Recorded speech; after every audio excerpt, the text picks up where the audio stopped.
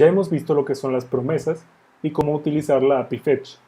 En esta clase vamos a ver cómo utilizar dos palabras reservadas que son muy útiles también para el tema de la asincronía, que son la palabra async y la palabra await, que básicamente async significa asíncrono y await significa esperar, ¿de acuerdo? Vamos a definir una función que se llame obtener datos. Esta función lo que va a hacer es hacer una petición con fetch. Vamos a recibir la respuesta de ese fetch y la petición va a ser a la misma API JSON que estábamos utilizando antes. Copiamos la URL y listo. ¿Qué nos retorna fetch? Una promesa. Entonces tenemos que extraer los datos utilizando el método JSON con la promesa del response. Response.json. De esta forma ya tenemos los datos. Vamos a imprimir los datos y vamos a mandar a llamar nuestra función obtener datos. Bien, parece simple. Se hace fetch, se obtiene el objeto response. Del objeto response llamamos el método JSON y nos retorna los datos en formato JSON. Pero fíjate que nos da un error.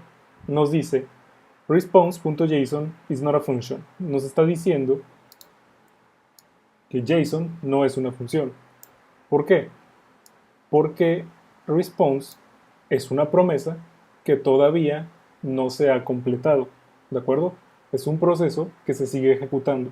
Recuerda que JavaScript, al ser un lenguaje síncrono, lo que hace es ejecutar una línea a la vez. Entonces, ejecuta esta línea y después ejecuta esta. Sin embargo, al momento de intentar ejecutar esto de aquí, el fetch todavía no termina de realizar la petición al servidor. Por eso es que nos marca este error. ¿Qué podemos hacer? Para eso existe la palabra reservada await. Ponemos la palabra await antes del fetch y lo que hace es básicamente decirle a JavaScript: espérame a que termine este procedimiento antes de ejecutar lo que está abajo. Entonces, vamos a esperar a que fetch termine antes de ejecutar el método JSON.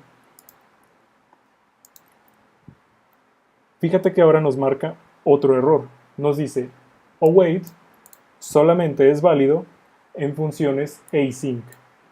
Bien, aquí es donde entra en juego la palabra async. Porque nosotros, si queremos utilizar await, necesita ser dentro de una función asíncrona. Y para eso, utilizamos la palabra async antes del nombre de la función. De esta forma, estamos diciendo obtener datos es una función asíncrona y dentro de ella se utiliza el await. Ahora, ¿cómo sabemos que esto es cierto?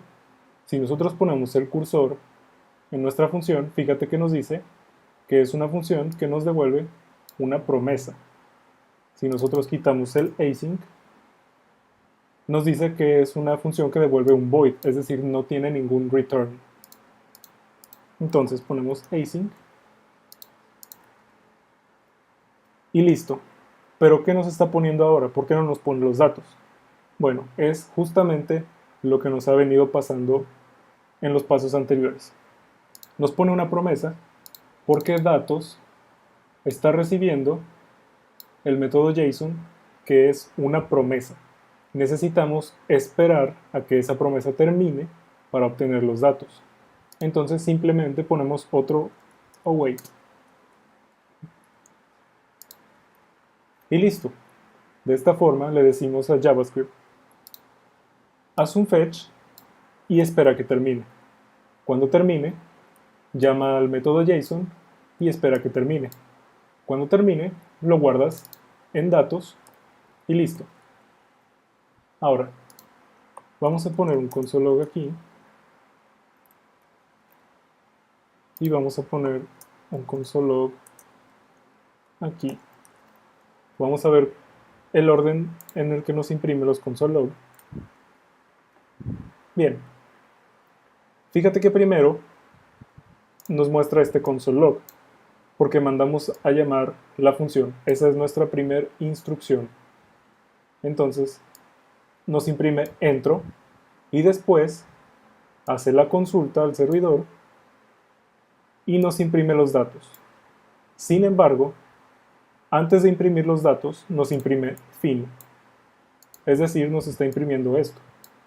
Eso es porque JavaScript sigue ejecutando lo demás mientras el await, es decir, mientras la función asíncrona se está ejecutando. Eso es porque al ser un procedimiento asíncrono, se ejecuta, digamos, en paralelo, mientras el resto del programa sigue ejecutándose. De esta forma es como nosotros podemos sacar provecho de las palabras async y await. No olvides que al estar utilizando promesas, necesitamos atrapar un posible error utilizando el catch. En este caso no podemos encadenar un catch, entonces lo que podemos hacer es utilizar el bloque try catch. ¿Qué es lo que hace el bloque try catch? El bloque que está inmediatamente después del try es un bloque que JavaScript va a intentar ejecutar. Si logra ejecutarlo, pues listo, termina y ya está. Pero si dentro de este try ocurre un error, entonces JavaScript va a pasar ese error dentro de esta variable y va a ejecutar el bloque que está en el catch. Entonces aquí podemos poner un console log del error. Listo.